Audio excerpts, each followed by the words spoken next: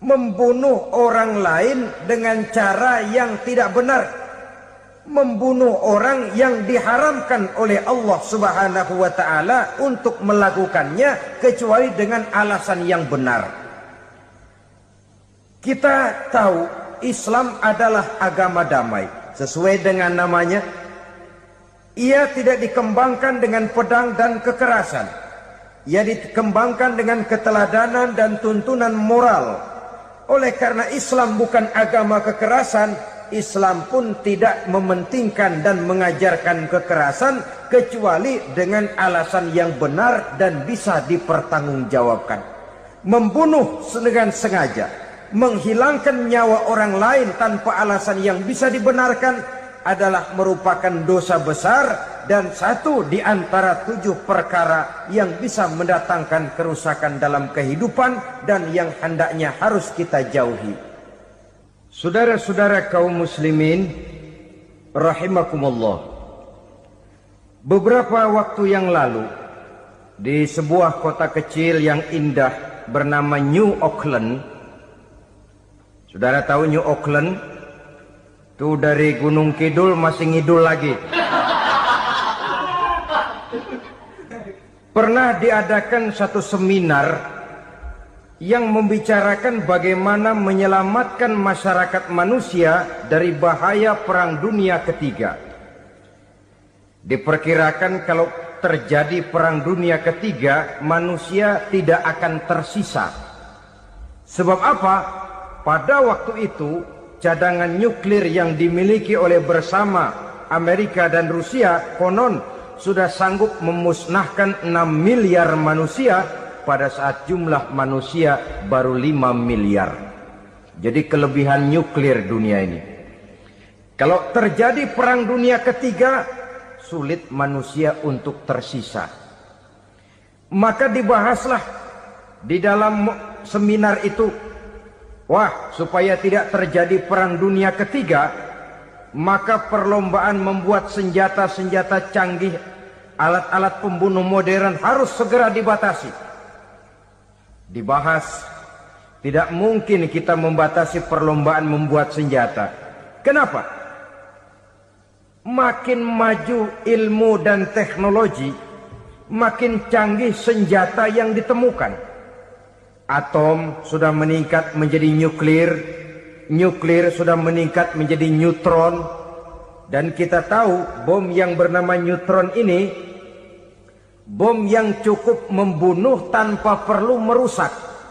Artinya kalau dia diledakkan di kota kita ini, bangunan utuh, jembatan tidak ambruk, rumah-rumah tetap berdiri, tapi semua yang bernama hidup mati. Itu katanya lebih sopan dari bom atom. Sebab kalau si atom ini sudah membunuh, merusak pula. Neutron cukup membunuh saja tanpa perlu merusak. Jadi majunya senjata-senjata teknologi sebagai akibat yang logis dari kemajuan ilmu pengetahuan ini tidak bisa kita batasi. Dan memang sebenarnya yang bahaya bukan senjatanya, tapi manusia yang mengendalikan senjata itu. Mereka kembali kepada prinsip the man behind the gun. Bukan senjatanya yang bahaya, tapi manusia yang mengendalikan senjata itu yang bahaya. Walaupun senjatanya modern, katakanlah model M16 umpamanya, kalau yang mengendalikannya orang beriman, insya Allah aman. Tapi biar megang cuma senapan angin, kalau yang megang orang brutal, ngeri kita deket-deket. Apalagi kalau memang bukan ahlinya menggunakan senjata, bisa ngeker kaki kena jidat.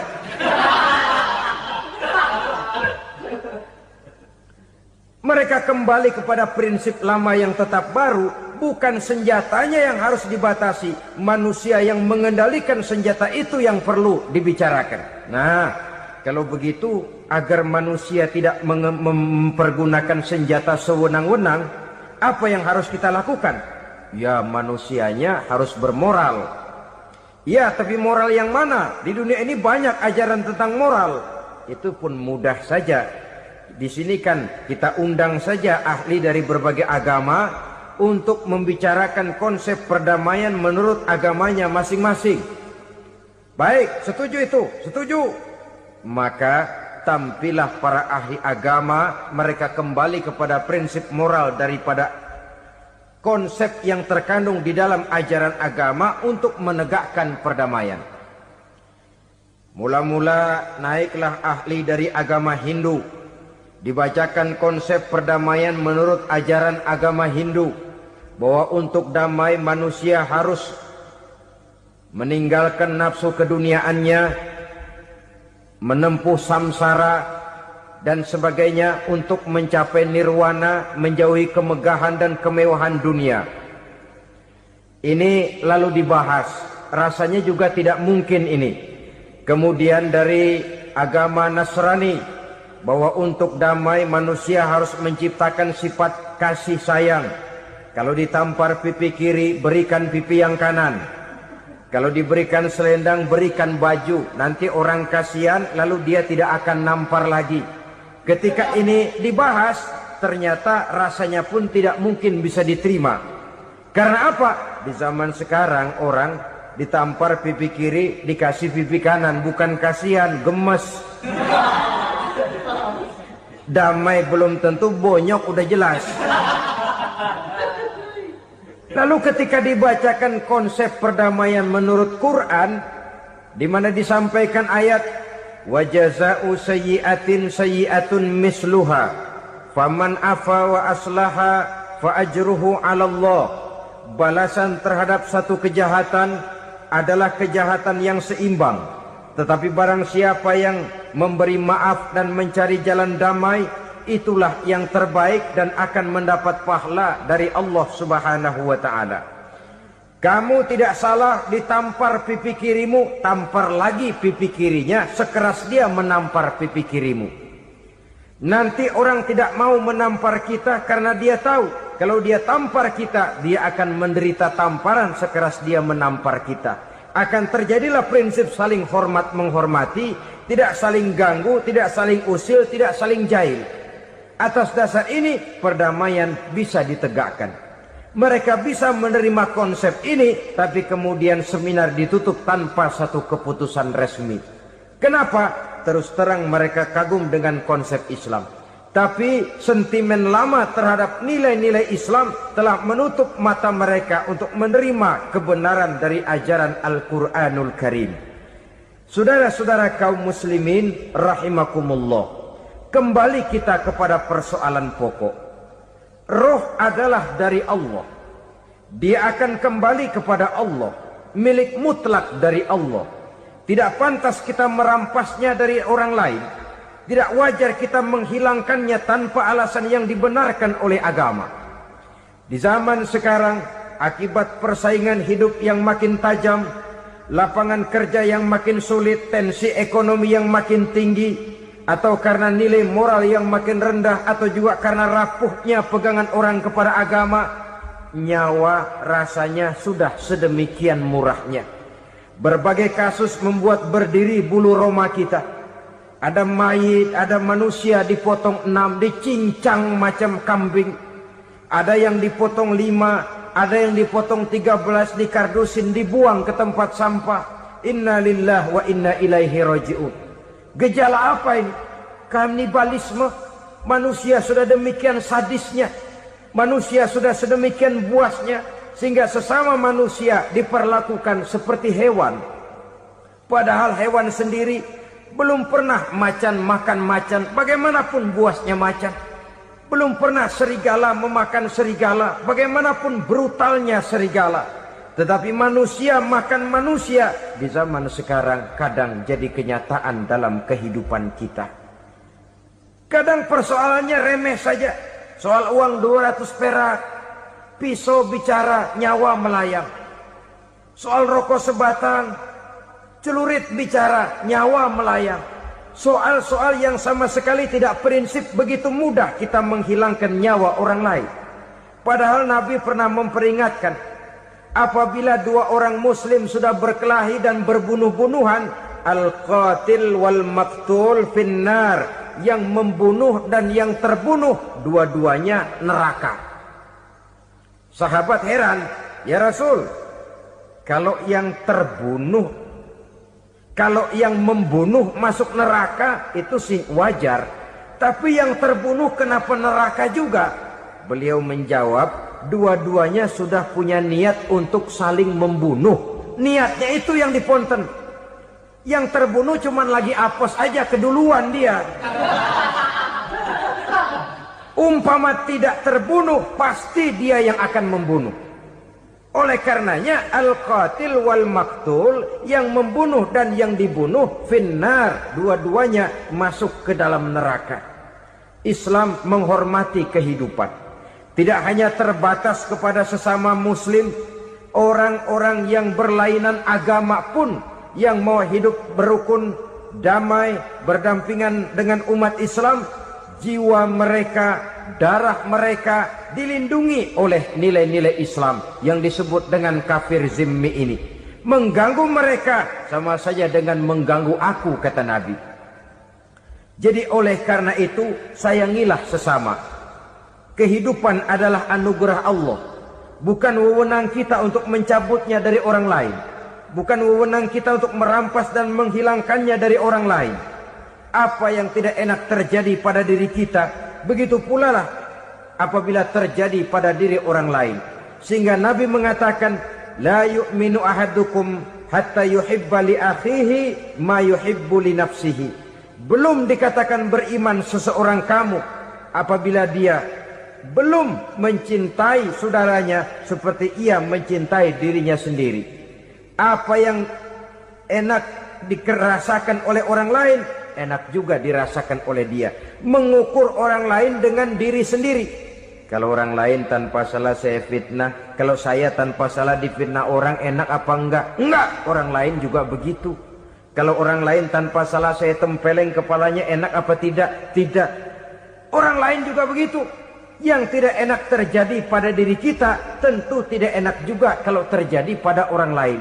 Mengukur orang lain dengan diri sendiri, sehingga tidak timbul sifat egois, tidak menari di atas bangkai orang lain, tidak mendirikan kebahagiaan di atas untayan air mata orang lain.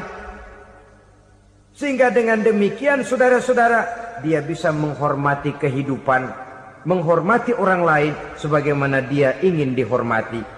Untuk menghancurkan nilai-nilai iman, dibanjiri kita dengan paham-paham yang merusak dan mendangkalkan akidah.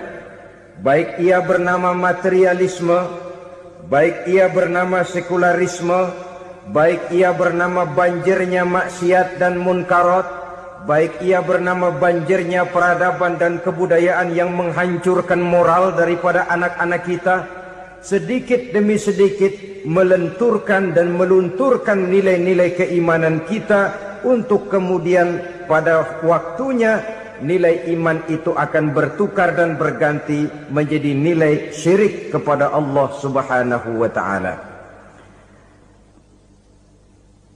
Atau pada sisi lain, menjadikan yang selain Allah sebagai tujuan akhir daripada kehidupan kita. Sedangkan kita sama-sama maklum bahwa di dalam pandangan agama Islam, dosa yang tidak berampun, dosa yang terbesar, termasuk dalam kategori bapak moyangnya dosa, tidak lain adalah syirik, yakni menyekutukan Allah Subhanahu wa ta'ala. Pola penghancuran iman ini memang berstrategi. Ditawarkan kita kepada paham materialisme, paham kebendaan, di mana otak menempati urutan sebagai ranking pertama, Tuhan jatuh pada urutan kedua. Lalu menyusul kepada paham sekularisme, Allah dipisahkan dari seluruh kegiatan hidup ini, untuk pada gilirannya menjadikan yang selain Allah sebagai tujuan akhir daripada seluruh kegiatan hidup kita. Oleh karenanya, kewajiban menjaga nilai-nilai iman ini merupakan kewajiban yang mulia tetapi berat. Tidak hanya untuk kita, tetapi juga bagaimana mewariskannya kepada anak-anak kita, generasi yang akan datang. Orang-orang tua bijaksana yang diceritakan di dalam Al-Quran, kalau sudah berpikir tentang anak-anaknya, pertanyaan yang paling mereka risaukan ialah, ma ta'buduna min ba'di. Anakku, kalau pada satu saat aku, ayahmu sudah tidak ada lagi di dunia ini, meninggalkan kamu semua, ma ta'buduna min ba'di, apa yang akan kamu sembah nak? Jikalau sekarang ayahmu masih mau ke masjid, masih mau melakukan rukuk dan sujud, masih beribadah menyembah Allah Subhanahu wa ta'ala, kalau orang tuamu sudah tidak ada, ma ta'buduna min ba'di, masihkah engkau mau datang ke masjid? Masihkah engkau mau rukuk dan sujud? Masihkah engkau mau menyembah Allah Subhanahu wa ta'ala? Pertanyaan ini yang dipikirkan oleh Nabi Yakub kepada putra-putranya. Pertanyaan ini yang diteruskan oleh Nabi Ibrahim kepada anak-anaknya. Pertanyaan ini yang diwariskan oleh generasi ulama salafus saleh kepada para generasi berikutnya. Bagaimana kita generasi sekarang? Kita orang-orang tua sekarang bukan berfikir ma ta'buduna min ba'di, malah yang kita fikirkan ma ta'kuluna min ba'di. Kalau bapak tidak ada nanti kamu makan apa nak? Perkara kamu nyembah apa, urusan nomor 18. Yang penting kamu nanti hidup bisa makan nak. Maka kita sibuk mewariskan harta kepada anak-anak kita. Kita sibuk mewariskan kebun dan tanah kepada anak-anak kita. Kita sibuk mewariskan pabrik kepada anak-anak kita. Sementara kita lupa mewariskan intan yang paling mahal, mewariskan mutiara yang paling berharga, yaitu nilai iman kepada Allah Subhanahu wa ta'ala. Alangkah baiknya apabila warisan harta, warisan tanah dan kebun, warisan rumah dan pabrik didasari lebih dahulu dengan mewariskan nilai iman kepada Allah Subhanahu wa ta'ala. Sebagai orang-orang tua, kita boleh bersedih kalau anak kita tidak mengerti komputer. Kita boleh bersedih kalau anak kita tidak mengerti matematika. Kita boleh bersedih kalau anak kita tidak mengerti bahasa Inggris. Tapi sewajarnya lebih bersedihlah kita orang tua jikalau mempunyai anak yang tidak kenal Allah sebagai Tuhannya, yang kemudian tidak mau rukuk dan sujud kepada Allah Tuhannya. Itulah kemalangan yang paling malang bila kita meninggalkan generasi yang tidak bertauhid kepada Allah Subhanahu wa ta'ala. Betapapun anak kita tidak ngerti komputer, saudara, paling-paling kerugiannya cuma kerugian dunia. Masuk dia ke alam barzakh, munkar nakir tidak akan sempat tanya kau belajar komputer apa tidak. Kumpul dia di padang mahsyar, malaikat juga tidak akan tanya matematikamu nilainya berapa. Yang ditanya, kau kenal Allah, kau rukuk dan sujud kepadanya, kau pernah datang ke masjid. Oleh karena itu sekali lagi, menjaga nilai iman tidak hanya untuk kita, tetapi juga mewariskannya kepada anak-anak kita generasi yang akan datang. Sungguh kemalangan yang paling besar apabila kita meninggalkan anak-anak kita. Mereka kita tinggalkan lemah ekonominya, itu tidak baik. Mereka kita tinggalkan lemah otaknya, itu pun akan membuat mereka tertinggal oleh yang lain. Tapi yang paling celaka, jikalau kita tinggalkan mereka dalam kondisi lemah imannya, rapuh akidahnya, tidak baik dan tidak betul keyakinan hidupnya. Oleh karena itu Nabi berpesan, jauhilah 7 perkara yang merusak. Yang pertama, syirik kepada Allah Subhanahu wa ta'ala. Menyekutukan Allah baik dalam ucapan, dalam keyakinan, ataupun dalam perbuatan. Ini perkara pertama yang termasuk 7 perusak besar di dalam kehidupan. Kalau sudah jatuh kita ke lembah syirik, bagaimanapun banyak kebaikan yang kita kerjakan, berjiwa sosial, bertangan pemurah, gemar menolong orang lain, kalau memang dasarnya syirik, maka seluruh kebaikan kita akan hancur, tidak akan ada nilainya dalam pandangan Allah Subhanahu wa ta'ala. Dalam pandangan manusia, mungkin kita dicatat sebagai orang sosial, gemar menolong orang lain, tidak berpangku tangan melihat orang yang mendapat kesulitan, tapi oleh karena dasarnya syirik, dasarnya tidak mentauhidkan Allah, maka seluruh nilai kebaikan yang kita kerjakan tidak akan ada nilainya dalam pandangan Allah Subhanahu wa ta'ala. Maka jagalah iman kita jangan sampai dihinggapi penyakit syirik yang bagaimana kecilnya sekalipun. Sekali lagi, baik syirik dalam bentuk ucapan, syirik dalam bentuk keyakinan, sampai kepada syirik dalam bentuk perbuatan, kita berhindar kepada sifat-sifat yang sedemikian itu. Karena apa? Dalam satu ayat Quran Allah Subhanahu wa ta'ala menjelaskan, innallaha la yaghfiru ayyushraka bih wa yaghfiru ma duna dzalika liman yasha. Allah tidak akan memberi ampun kepada orang-orang yang menyekutukannya, tapi Allah masih mau memberikan ampun kepada dosa-dosa yang selain itu bagi orang-orang yang dikehendakinya.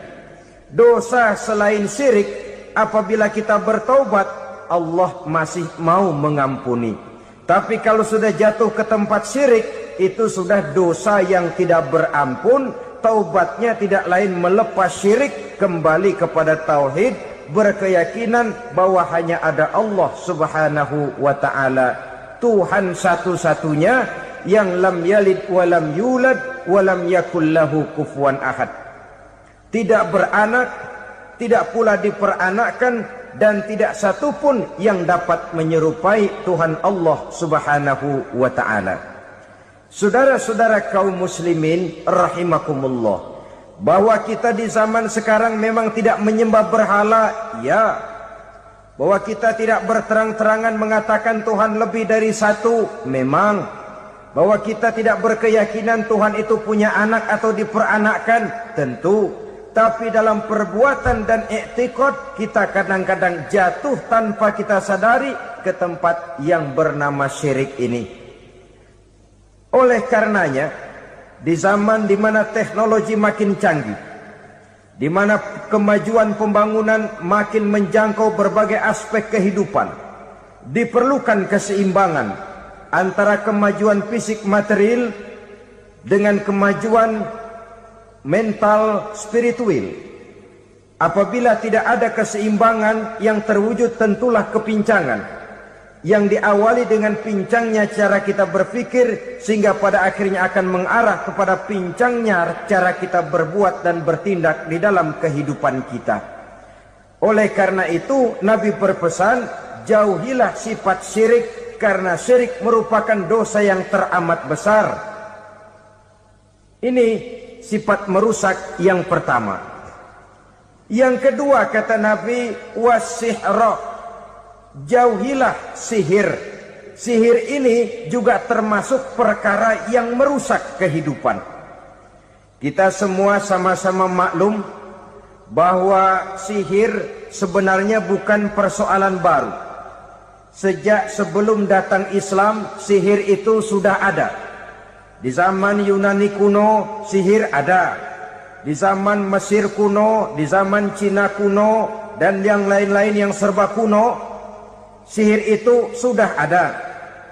Bahkan para nabi pun, para rasul yang diutus oleh Allah Subhanahu wa ta'ala, senantiasa berhadapan dengan ahli-ahli sihir untuk menguji kebenaran dari misi yang mereka bawa. Sihir adalah perbuatan di luar kebiasaan yang bisa dikerjakan oleh ahlinya dengan bantuan jin atau setan. Hukum mempelajari sihir adalah haram, mengamalkannya lebih haram lagi. Sebab itu saudara-saudara, sihir merupakan perbuatan merusak yang harus kita jauhi. Ciri-ciri daripada perbuatan sihir, pertama, ia mengandung tipuan, bayangan khayal.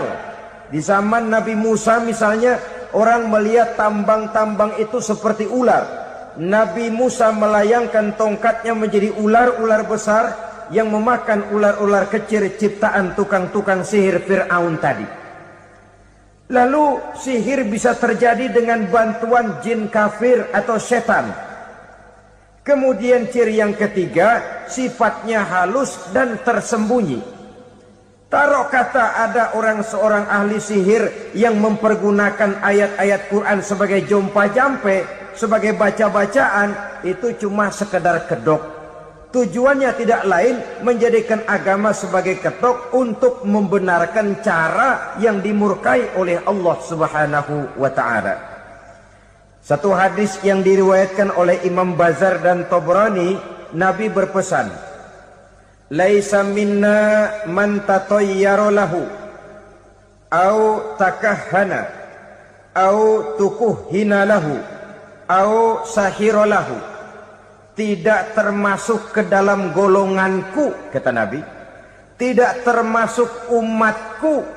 Siapa mereka? Man tatayyara lahu, orang yang bertatoyur. Apa tatoyur itu? Dari kalimat toyaro, artinya terbang. Toir biasa diartikan dengan burung. Tatoyaro percaya kepada suara-suara burung. Man tatoyaro lahu, mempercayai, meyakini dengan benar-benar kepada suara beburungan. Kan suka ada itu, nah bunyi burung tuh, maling liwat. Maling liwat. Burung bunyi, maling liwat.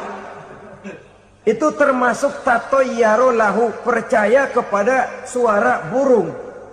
Kan aneh kalau suara orang nggak dipercaya, suara burung malah dipercaya.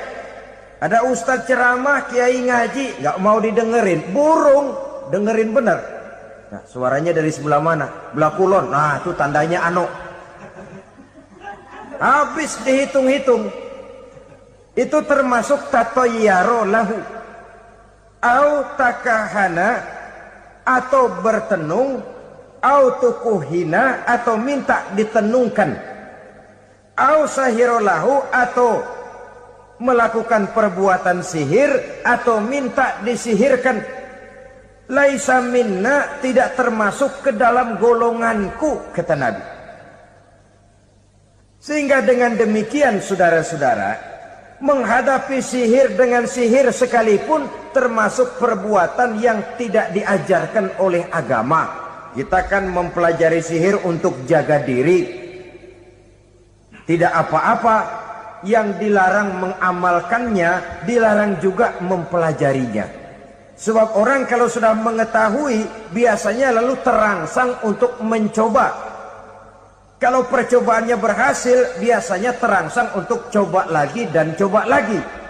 Pada akhirnya ketagihan, lalu beralih menjadi profesi, apalagi itu nanti bisa mendatangkan hasil uang. Saudara-saudara kaum muslimin rahimakumullah, kita manusia makhluk nyata.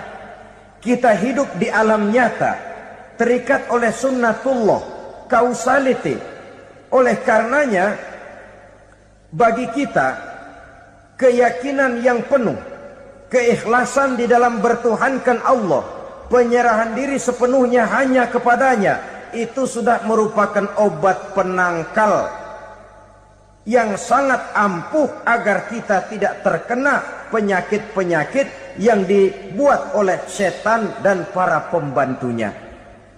Sehingga beberapa ayat Quran mengajarkan, misalnya a'udzu bikalimatillahi tammati min syarri ma khalaq, atau bismillazi la yadurru ma'asmihi syai'un fil ardi wala fis sama, dengan menyebut nama Allah yang tidak bisa mendatangkan bahaya sedikit pun, dari baik yang datang dari langit maupun yang datang dari bumi.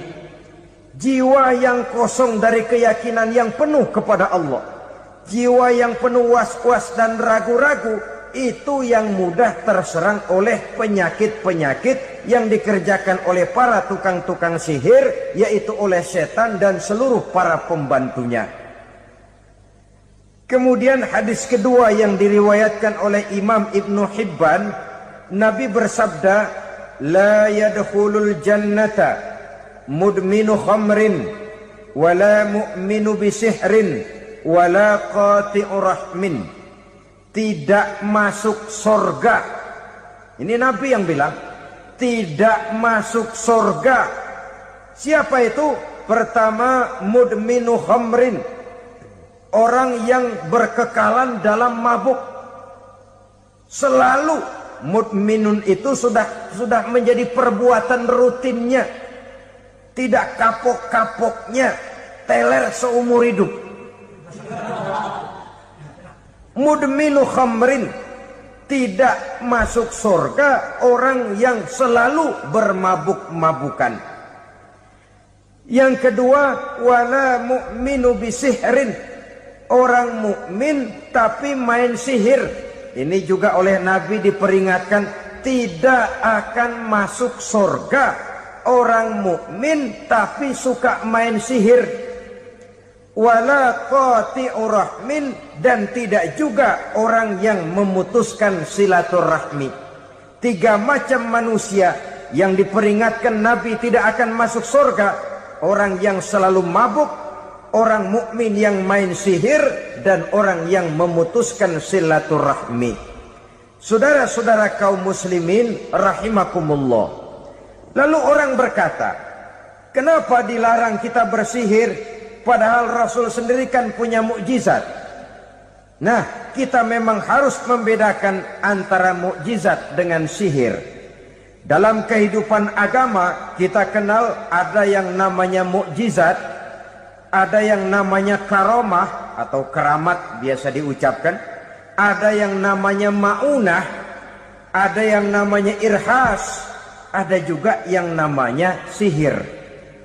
Kesemuanya ini berbeda, saudara-saudara. Yang dinamakan mukjizat itu khusus untuk para rasul saja. Satu kejadian luar biasa yang terjadi dilakukan oleh rasul atas izin dari Allah Subhanahu wa taala. Perbedaannya dengan sihir jelas. Sihir dari setan, mukjizat dari Allah. Sihir bisa dipelajari, mukjizat tidak. Sihir umumnya untuk maksud-maksud yang tidak baik, sedangkan mukjizat untuk memperkuat kebenaran yang disampaikan oleh para rasul dan ditentang oleh umatnya. Bahkan kafir Quraisy dahulu menganggap orang-orang ahli sihir itu berada dalam satu posisi yang hina, sehingga mereka mengatakan dan menuduh Nabi Muhammad sebagai tukang sihir. Tuduhan sebagai tukang sihir adalah tuduhan yang sangat aib dan hina. Di tengah masyarakat kufar jahiliyah, kedudukan tukang sihir dipandang sebagai kedudukan yang hina, sehingga mereka mengejek Nabi dengan sebutan tukang sihir. Jadi mukjizat hanya untuk Rasul saja. Kemudian karomah. Karomah ini asal kata dari karomah, kehormatan, kemuliaan yang diberikan Allah kepada hamba-hambanya yang rajin mendekatkan diri kepadanya. Oleh karena ketekunannya melaksanakan ibadah, Allah memberikan keistimewaan kepada orang itu, yang dengan keistimewaannya dia bisa mengerjakan yang tidak bisa dikerjakan oleh orang lain. Karomah hanya bisa dicapai dengan prestasi ibadah. Kalau sihir, mau ibadah apa enggak, asal dia belajar, bersatu dan berteman dengan setan, memenuhi persyaratan-persyaratan setan, biasanya lalu bisa. Sedangkan karomah tidak mungkin terwujud tanpa orang mendekatkan diri sedekat-dekatnya kepada Allah Subhanahu wa ta'ala. Maka kita lihat biasanya orang-orang yang punya ilmu sihir, mukanya rata-rata nggak enak dilihat. Kumuh, jauh dari air wudhu, jauh dari sujud kepada Allah, malah berteman dengan setan, menjadi pelayan-pelayannya setan. Saudara-saudara, adapun maunah, keistimewaan yang diberikan Allah kepada hamba-hambanya yang belum sampai kepada tingkat wali, tapi orang itu lebih banyak kebaikannya daripada kesalahannya. Umpamanya, saudara jalan bertiga di pinggir jalan, Saudara ada pada posisi di tengah, lalu bertiga ini ketabrak mobil. Menurut perhitungan saudara mati lebih dahulu. Tapi terjadi hal yang aneh, dua teman saudara mati, saudara malah cuma luka dan lecet sedikit saja. Apa itu? Kalau kita lebih banyak kebaikannya daripada kesalahannya, itu yang dinamakan ma'unah. Pertolongan yang diberikan Allah kepada hamba-hambanya yang lebih banyak kebaikannya daripada kesalahannya. Sedangkan yang dinamakan irhas, kejadian luar biasa pada diri seseorang pada waktu dia masih kecil, yang menunjukkan tanda-tanda keistimewaannya. Itu umumnya pada para nabi pada usia kecilnya sudah ada irhas, tanda-tanda istimewa. Jelas baik mukjizat, karomah, maunah maupun irhas berbeda dengan sihir. Sihir ini jelas saja merupakan bantuan dan persekutuan antara manusia dengan setan. Padahal setan, kata Allah dalam Al-Quran, innahu lakum aduwwum mubin, sesungguhnya setan bagi kamu adalah musuh yang sangat jelas. Saudara-saudara kaum muslimin rahimakumullah, di zaman sekarang dalam menghadapi beban kehidupan yang makin pelik, menghadapi stres yang tidak kunjung selesai, menghadapi persoalan-persoalan yang teramat berat, orang sering mencari jalan keluar kepada hal-hal yang menurut pendapatnya bisa meringankan beban moralnya itu. Pergilah dia mencari sesuatu yang dapat meringankan bebannya. Dan tidak jarang yang jatuh ke pangkuan tukang-tukang tenung, ke pangkuan tukang-tukang sihir, yang mereka itu oleh Quran dijelaskan kadzabal munajjimun walau sodaku. Tukang-tukang tenung, tukang-tukang sihir, mereka itu bohong walaupun benar. Maksudnya bohong walaupun benar, artinya kalau yang mereka kerjakan benar, itu sih kebenaran. Benar dengan kebenaran itu lain. Kebenaran, kebetulan bisa, tapi tidak untuk selalu. Apalagi kalau itu sudah membahayakan kehidupan orang lain. Jadi oleh karena itu Nabi berpesan, jauhilah daripada sihir. Kalau sudah jauhilah dari sihir, artinya ya jauhilah daripada mempelajarinya, jauhilah daripada bergaul dengan orang-orang yang ahli di bidang itu, karena dari pergaulan segalanya bisa menular. Baiklah saudara, ini yang kedua.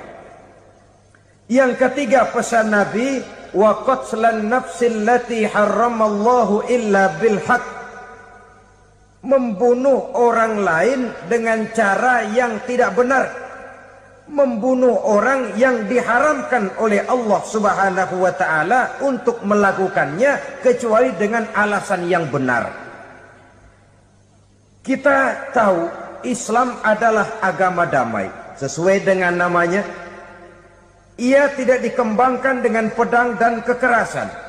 Ia dikembangkan dengan keteladanan dan tuntunan moral. Oleh karena Islam bukan agama kekerasan, Islam pun tidak mementingkan dan mengajarkan kekerasan kecuali dengan alasan yang benar dan bisa dipertanggungjawabkan. Membunuh dengan sengaja, menghilangkan nyawa orang lain tanpa alasan yang bisa dibenarkan adalah merupakan dosa besar dan satu di antara 7 perkara yang bisa mendatangkan kerusakan dalam kehidupan dan yang hendaknya harus kita jauhi. Saudara-saudara kaum muslimin rahimakumullah, beberapa waktu yang lalu di sebuah kota kecil yang indah bernama New Auckland. Saudara tahu New Auckland? Itu dari Gunung Kidul masih ngidul lagi.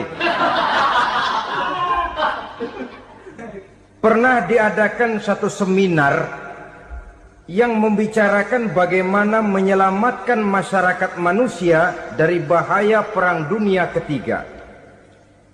Diperkirakan kalau terjadi Perang Dunia Ketiga, manusia tidak akan tersisa.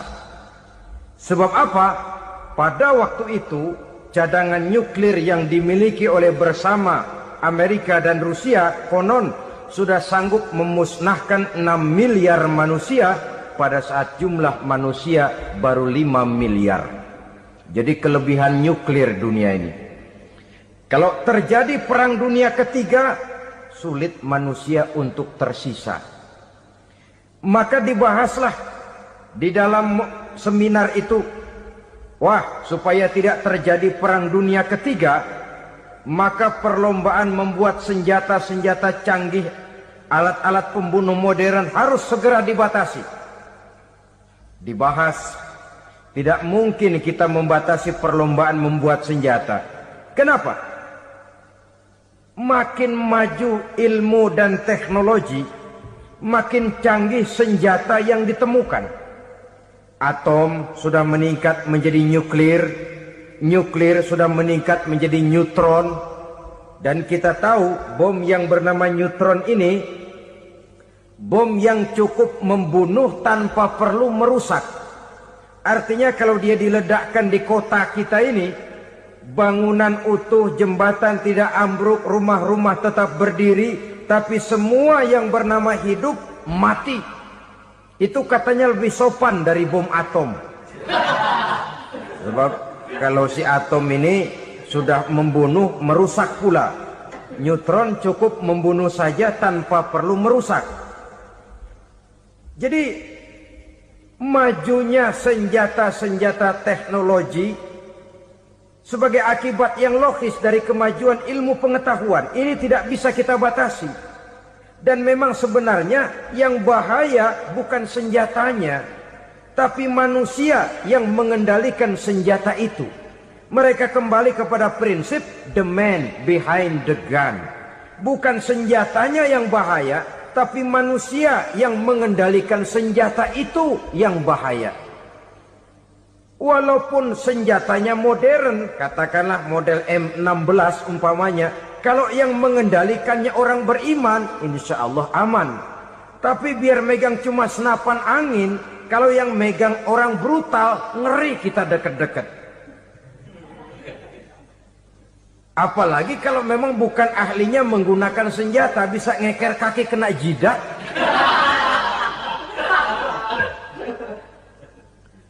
Mereka kembali kepada prinsip lama yang tetap baru, bukan senjatanya yang harus dibatasi, manusia yang mengendalikan senjata itu yang perlu dibicarakan. Nah, kalau begitu, agar manusia tidak mempergunakan senjata sewenang-wenang, apa yang harus kita lakukan? Ya, manusianya harus bermoral. Ya, tapi moral yang mana? Di dunia ini banyak ajaran tentang moral. Itu pun mudah saja. Di sini kan kita undang saja ahli dari berbagai agama untuk membicarakan konsep perdamaian menurut agamanya masing-masing. Baik, setuju itu, setuju. Maka tampillah para ahli agama, mereka kembali kepada prinsip moral daripada konsep yang terkandung di dalam ajaran agama untuk menegakkan perdamaian. Mula-mula naiklah ahli dari agama Hindu, dibacakan konsep perdamaian menurut ajaran agama Hindu, bahwa untuk damai manusia harus meninggalkan nafsu keduniaannya, menempuh samsara dan sebagainya untuk mencapai nirwana, menjauhi kemegahan dan kemewahan dunia. Ini lalu dibahas, rasanya juga tidak mungkin ini.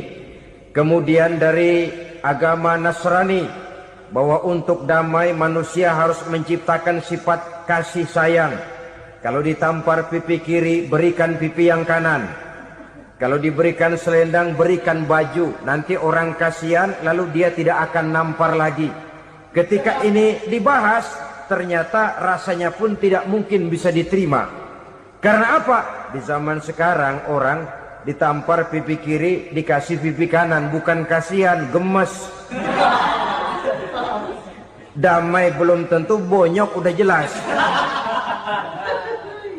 Lalu ketika dibacakan konsep perdamaian menurut Quran, di mana disampaikan ayat wa jazaa'u sayyi'atin sayyi'atun misluha faman afa wa aslaha fa ajruhu 'ala Allah.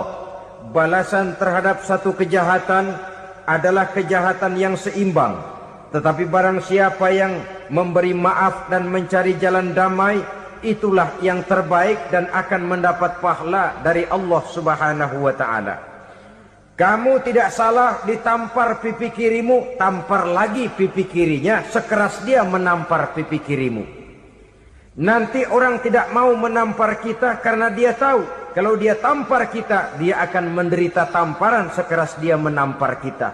Akan terjadilah prinsip saling hormat menghormati, tidak saling ganggu, tidak saling usil, tidak saling jahil. Atas dasar ini perdamaian bisa ditegakkan. Mereka bisa menerima konsep ini, tapi kemudian seminar ditutup tanpa satu keputusan resmi. Kenapa? Terus terang mereka kagum dengan konsep Islam. Tapi sentimen lama terhadap nilai-nilai Islam telah menutup mata mereka untuk menerima kebenaran dari ajaran Al-Quranul Karim. Saudara-saudara kaum muslimin rahimakumullah. Kembali kita kepada persoalan pokok. Roh adalah dari Allah. Dia akan kembali kepada Allah. Milik mutlak dari Allah. Tidak pantas kita merampasnya dari orang lain. Tidak wajar kita menghilangkannya tanpa alasan yang dibenarkan oleh agama. Di zaman sekarang, akibat persaingan hidup yang makin tajam, lapangan kerja yang makin sulit, tensi ekonomi yang makin tinggi, atau karena nilai moral yang makin rendah, atau juga karena rapuhnya pegangan orang kepada agama, nyawa rasanya sudah sedemikian murahnya. Berbagai kasus membuat berdiri bulu roma kita. Ada mayit, ada manusia dipotong 6, dicincang macam kambing. Ada yang dipotong 5, ada yang dipotong 13, dikardusin, dibuang ke tempat sampah. Inna lillahi wa inna ilaihi raji'un. Gejala apa ini? Kanibalisme. Manusia sudah demikian sadisnya. Manusia sudah sedemikian buasnya. Sehingga sesama manusia diperlakukan seperti hewan. Padahal hewan sendiri belum pernah macan makan macan, bagaimanapun buasnya macan. Belum pernah serigala memakan serigala, bagaimanapun brutalnya serigala. Tetapi manusia makan manusia di zaman sekarang kadang jadi kenyataan dalam kehidupan kita. Masya Allah, sangat luar biasa kajian yang sudah disampaikan oleh guru kita Al-Makrullah Kiai Haji Zainuddin MZ. Sahabat beriman yang dimuliakan Allah, tetaplah di channel ini karena kajian ini belum selesai dan masih banyak lagi hal-hal menarik yang akan disampaikan beliau. Tetaplah di channel ini dan mari kita lanjutkan kembali. Selamat mendengarkan. Kadang persoalannya remeh saja. Soal uang 200 perak, pisau bicara, nyawa melayang. Soal rokok sebatang, celurit bicara, nyawa melayang. Soal-soal yang sama sekali tidak prinsip, begitu mudah kita menghilangkan nyawa orang lain. Padahal Nabi pernah memperingatkan, apabila dua orang muslim sudah berkelahi dan berbunuh-bunuhan, al-qatil wal maktul finnar, yang membunuh dan yang terbunuh dua-duanya neraka. Sahabat heran, ya Rasul, kalau yang terbunuh, kalau yang membunuh masuk neraka itu sih wajar. Tapi yang terbunuh kenapa neraka juga? Beliau menjawab, dua-duanya sudah punya niat untuk saling membunuh. Niatnya itu yang diponten. Yang terbunuh cuman lagi apes aja, keduluan dia. Umpama tidak terbunuh, pasti dia yang akan membunuh. Oleh karenanya al-qatil wal maktul, yang membunuh dan yang dibunuh finnar, dua-duanya masuk ke dalam neraka. Islam menghormati kehidupan. Tidak hanya terbatas kepada sesama muslim, orang-orang yang berlainan agama pun yang mau hidup berukun, damai, berdampingan dengan umat Islam, jiwa mereka, darah mereka dilindungi oleh nilai-nilai Islam yang disebut dengan kafir zimmi ini. Mengganggu mereka sama saja dengan mengganggu aku, kata Nabi. Jadi oleh karena itu sayangilah sesama. Kehidupan adalah anugerah Allah, bukan wewenang kita untuk mencabutnya dari orang lain, bukan wewenang kita untuk merampas dan menghilangkannya dari orang lain. apa yang tidak enak terjadi pada diri kita, begitu pula lah apabila terjadi pada diri orang lain. Sehingga Nabi mengatakan, la yu'minu ahadukum hatta yuhibba li akhihi ma yuhibbu li nafsihi. Belum dikatakan beriman seseorang kamu apabila dia belum mencintai saudaranya seperti ia mencintai dirinya sendiri. Apa yang enak dirasakan oleh orang lain, enak juga dirasakan oleh dia. Mengukur orang lain dengan diri sendiri. Kalau orang lain tanpa salah saya fitnah, kalau saya tanpa salah difitnah orang, enak apa enggak? Enggak, orang lain juga begitu. Kalau orang lain tanpa salah saya tempeleng kepalanya, enak apa tidak? Tidak. Orang lain juga begitu. Yang tidak enak terjadi pada diri kita, tentu tidak enak juga kalau terjadi pada orang lain. Mengukur orang lain dengan diri sendiri, sehingga tidak timbul sifat egois, tidak menari di atas bangkai orang lain, tidak mendirikan kebahagiaan di atas untayan air mata orang lain. Sehingga dengan demikian saudara-saudara, dia bisa menghormati kehidupan, menghormati orang lain sebagaimana dia ingin dihormati. Inilah perbuatan ketiga yang merusak, membunuh orang lain dengan yang diharamkan Allah tanpa alasan yang benar. Yang ketiga. Kemudian yang keempat, perbuatan merusak wa aklar riba, makan riba. Hidup adalah tolong menolong. Bahasa kerennya take and give katanya. Saling memberi dan saling menerima. Nabi mengajarkan, man kuraba kurbatan min kurabid dunya karaballahu lahu kurbatan min kurabi yaumal qiyamah. Wallahu fi aunil abdi madamal abdu fi auni akhihi. Siapa yang meringankan beban dari beban-beban yang derita seseorang di dalam kehidupan dunia, Allah akan meringankan bebannya daripada beban-beban yang harus dipikulnya di hari kiamat nanti. Wallahu fi aunil abdi madamal abdu fi auni akhihi. Allah senantiasa akan menolong seorang hamba selama hamba itu masih mau menolong saudaranya. Allah selalu akan menolong seorang hamba selama hamba itu masih mau menolong saudaranya. Apabila kita sudah berpangku tangan terhadap kesulitan orang lain, biasanya pun pada saat kita mendapat kesulitan, kita akan sulit juga memperoleh pertolongan. Nah, riba alias renten, kedoknya adalah menolong orang, tapi sama juga bulu buntutnya dilepas, palanya dicekek. Menolong orang pada akhirnya menjadi beban bagi seseorang. Dan memang mencari orang-orang yang berada dalam posisi kesulitan. Biasanya di daerah-daerah di mana musim paceklik jadi lapangan kerja sulit, sedangkan urusan perut tidak bisa ditunda. Akhirnya orang terjebak ke dalam rentenir, ke dalam riba, ke dalam renten. Bunga berbunga, sehingga satu saat jumlah bunganya bisa lebih besar dari jumlah pinjaman pokoknya. Kemudian kalau juga ternyata tidak bisa dibayar, rumah jadi taruhan. Memang rumah satu-satunya, begitu rumah ditarik mulain camping. Bukankah pada akhirnya akan mewariskan kesengsaraan?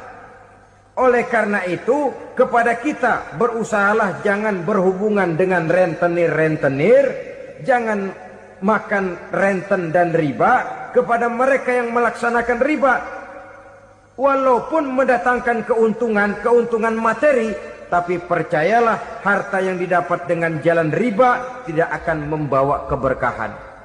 Manakala tidak membawa keberkahan, dia tidak akan mendatangkan ketenangan di dalam kehidupan kita. Oleh karenanya, memakan harta riba termasuk perbuatan yang merusak sendi-sendi kehidupan sosial, merusak kehidupan orang lain, merusak kehidupan masyarakat, tetangga, pergaulan dan sebagainya. Yang kelima, wa akla malil yatim, memakan harta anak yatim dengan cara yang zolim. Nih, memang lezat. Anak yatim itu nggak tahu urusan apa-apa. Kita diamanahkan untuk mengurusinya. Kadang-kadang dibentuklah panitia penyantunan yatim piatu. Yatimnya mah tetap kelaparan, panitianya yang pada gendut.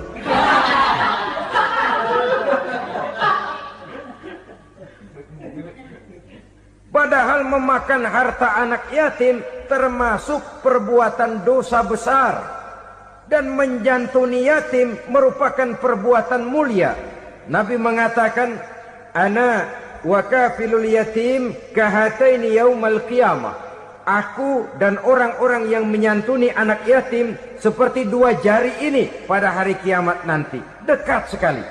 Jikalau ingin di hari akhir nanti dekat dengan Rasul, bersahabatlah dengan anak-anak yatim. Jadilah pengurus anak-anak yatim. Bangunlah panti-panti asuhan yatim. Pada saat bapak ibunya meninggal, kitalah yang menjadi orang tuanya. Bahkan sedemikian besar perhatian Islam terhadap anak-anak yatim ini, sehingga Quran memberikan peringatan, Ara'aital ladzi yukadzibu bid-din fadzalikal ladzi yad'ul yatim wa la yahuddu ala ta'amil miskin. Tahukah kamu siapa orang yang mendustakan agama, beragama tapi dianggap dusta, salatnya dusta, puasanya dusta karena agamanya sudah berdusta. Siapa mereka? Fadzalikal ladzi yad'ul yatim, orang yang menyia-nyiakan anak yatim. Wala yahuddu ala ta'amil miskin, dan tidak pernah memberi makan kepada orang-orang yang menderita kemiskinan. Menyia-nyiakan, meninggalkan anak yatim termasuk perbuatan yang divonis kita sebagai orang yang mendustakan agama. Saudara-saudara kaum muslimin rahimakumullah, maka sangat dicela mengeksploitir anak-anak yatim, menjadikan mereka sebagai kedok untuk mencari kekayaan pribadi. Tetapi jikalau ikhlas, ganjarannya sangat besar, nilai pahalanya sangat besar. Menyantuni yatim tidak hanya setahun sekali. Kalau Muharram pakai istilah lebaran yatim, dibentuklah panitia, diberilah beras, uang 45.000 rupiah, alhamdulillah. Tapi jangan lupa, si yatim tidak hidup cuma satu hari. Dia tidak hidup cuma di bulan Muharram saja. Dia hidup 12 bulan dalam setahun. Sebagaimana anak-anak yang lain, dia juga berhak punya masa depan. Dia juga berhak menikmati bangku sekolah. Dia berhak mengenyam arti dan makna pendidikan. Dia berhak membekali diri dengan ilmu dan pengetahuan, seperti halnya anak-anak yang lain. Maka kita yang diberikan keluasan oleh Allah, ingatlah itu. Bersahabatlah dengan anak-anak yatim, santuni mereka. Perkara setahun sekali di bulan Muharram, alhamdulillah, itu bagus bin Thayyib alias baik. Tapi tentu dan tentu sekali lagi, si yatim tidak hanya hidup di bulan Muharram. Dia hidup 12 bulan dalam setahun, 24 jam di dalam sehari. Oleh karenanya, menyia-nyiakan mereka pada saat posisi kita memang mampu akan memojokkan kita dalam satu posisi di mana kita dianggap sebagai orang yang mendustakan agama, memakan harta anak yatim dengan cara yang zolim. Bapaknya udah meninggal, kebunnya lebar, anaknya dikelecehin. Nah, dah kamu nggak usah pusing, nanti saya yang ngurus. Akhirnya bukan ngurus, nguras. Si yatim mungkin tidak tahu bahwa dia disia-siakan, haknya diambil, miliknya dizolimi. Tapi Allah yang akan membalasnya dengan seadil-adilnya. Maka makan harta anak yatim biasanya balasannya tokcer bin paten. Nggak banyak selang tempo itu, nggak percaya cobain dah. Nyobain aja kan nggak bayar, umpama memakan harta anak yatim dengan cara yang zolim, ganjarannya biasanya kontan. Kenapa? Ratapan si miskin, untayan air matanya, jeritan kepedihan hatinya, membuka pintu langit, permohonannya diijabah, getaran hatinya didengarkan oleh Allah, maka balasannya biasanya kontan, spontan, tidak menunggu waktu terlalu lama. Itu di dunia, belum lagi di akhirat nanti. Bukankah dalam riwayat Mi'raj diceritakan Nabi melihat di neraka itu orang perutnya sebesar rumah. La haula wala quwata. Itu perut kayak rumah, bagaimana jalannya tuh orang? Dan memang gak jalan, diseret-seret oleh malaikat di neraka itu. Hancur perutnya, amburadul itu perut. Berantakan isinya, dibulatkan lagi, diseret lagi, hancur lagi, dibulatkan lagi. Sampai Nabi tanya, orang itu begitu berat siksanya kenapa ya Jibril? Itu Muhammad, waktu di dunia dulu rakus banget makan harta anak yatim. Begitu vonisnya, begitu menyedihkan nasibnya di akhirat. Tapi di dunia pun ketidakberkahan itu sudah membayangi kehidupannya. Oleh karena itu, kepada saudara-saudara yang mendapat titipan anak yatim, berbahagialah, karena semulia-mulia rumah adalah rumah yang di dalamnya ada anak yatim yang disantuni. Sehina-hina rumah adalah rumah di mana di dalamnya ada anak yatim yang disia-siakan. Begitu kata Nabi kita. Rumah yang paling mulia dalam pandangan Allah, rumah yang di dalamnya ada anak yatim yang disantuni. Rumah yang paling hina dalam pandangan Allah, rumah yang di dalamnya ada anak yatim yang nasibnya disia-siakan. Berbahagialah saudara apabila menjadi penyantun anak-anak yatim, pelindung mereka, sehingga mereka mempunyai masa depan sebagaimana anak-anak lainnya. Rasulullah sendiri sedemikian peka terhadap keadaan anak-anak yatim, karena beliau sendiri memang mengalami. Umur 6 bulan dalam kandungan ibu, beliau sudah ditinggalkan oleh ayahnya. Pada saat berusia 6 tahun, ibu sudah meninggal. Yatim piatu dalam usia di mana beliau sedang perlu belas kasih seorang ibu dan pengertian seorang bapa. Kepekaan itu lalu timbul, bahkan kemudian sampai kepada beliau berkata, aku dan orang yang menyantuni anak yatim seperti jari tengah dan jari telunjuk di hari akhirat nanti. Sedemikian dekatnya. Baiklah ya, jadi yang kelima, memakan harta anak yatim. Jauhi, karena ini perbuatan yang merusak. Yang keenam, watawalli yaumaz zahfi, melarikan diri pada hari pertempuran. Apa ini? Khianat. Tidak konsekuen dengan konsep perjuangan. Pada mulanya keras benar teriak, berantas korupsi, ganyang korupsi. Cuma karena belum dapat giliran. Begitu dia naik dapat kesempatan, korupsinya lebih edan dari yang diteriakinya. Ini termasuk tawalli yaumaz zahfi, berpaling pada hari peperangan. Di saat menghadapi musuh, kalau belum kelihatan musuh, teriaknya nyaring bener. Jangan takut, demi kebenaran sampai titik darah yang paling penghabisan. Musuh belum kelihatan. Begitu musuh sudah kelihatan, paling dulu lari ke belakang. Kalau diajak berjuang ada saja alasannya. Sehingga Quran memberikan peringatan kepada kita semua. Mengapa kamu ini berat? Kalau sudah diajak berjuang di jalan Allah, kakimu seperti terhunjam berakar di perut bumi. Berat untuk melangkah berjuang. Lari dari pertempuran tidak konsekuen dengan konsepsi perjuangan. Mau enaknya saja. Dalam kondisi yang sulit lalu berpangku tangan. Ini termasuk ciri munafik yang di dalam Al-Quran disindir dengan bahasa kullama adha'a lahum masyaufi wa iza azlama alaihim qamu. Waktu terang mereka jalan, giliran gelap mereka mandek. Artinya, maksudnya, kalau giliran ada untungnya aja, rame-rame teriak Islam.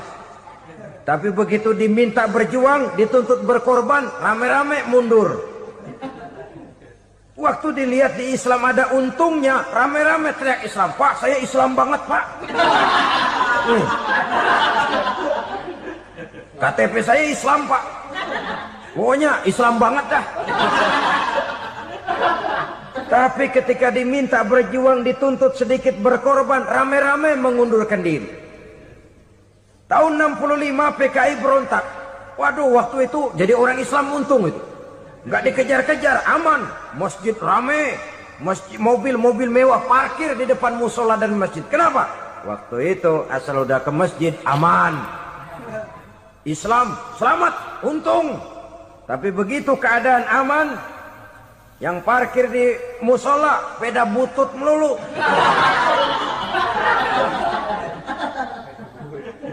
Waktu terang mereka jalan, waktu gelap mereka berhenti. Dikala di Islam ada untungnya, baru wah Islam bagus, Islam hebat. Tapi waktu dilihat ada kerugian, jangan bawa-bawa Islam dah. Jangan bicara soal Islam, ini kan bukan soal agama. Bukan soal agama. La haula wa la quwata illa billah. Beragama kita ambil talfik fid din, mengambil yang enteng-enteng saja dalam urusan beragama ini. Tidak konsekuen kita dengan Islam kita ini. Dan manfaat yang seolah kita mau memilih mana yang terasa cocok sama selera kita, kita teriak Islam. Sahabat beratan aja dikit, rame-rame berpaling. Guru kita, itu termasuk tawalli yaumaz zahfi, para pengkhianat mental-mental hipok. Menyimak kajian ini sampai selesai, saya ucapkan terima kasih banyak. Semoga Allah Subhanahu wa taala senantiasa melimpahkan segala rahmat dan karunia-Nya kepada sahabat semua. Selalu diberikan kesehatan, dimudahkan segala urusannya dan dilancarkan rezekinya. Amin ya rabbal alamin. Demikian yang dapat saya bagikan, kurang lebihnya mohon maaf. Sampai bertemu lagi di kajian berikutnya. Wabillahi taufiq wal hidayah wa ridha wal inayah. Wassalamualaikum warahmatullahi wabarakatuh. Kita mendengarkan bersama tausiah yang sangat luar biasa dari guru kita Al-Maghfurullah Kiai Haji Zainuddin MZ. Sekarang mari kita lanjutkan aktivitas kita masing-masing. Semoga apa yang sudah disampaikan beliau menjadi ilmu yang bermanfaat dalam kehidupan kita sehari-hari. Buat sahabat semua, saya ucapkan selamat beraktivitas dan sukses selalu. Sampai bertemu lagi di kajian berikutnya. Wabillahi taufiq wal hidayah wa ridha wal inayah. Wassalamualaikum warahmatullahi wabarakatuh. Bismillahirrahmanirrahim. Assalamualaikum.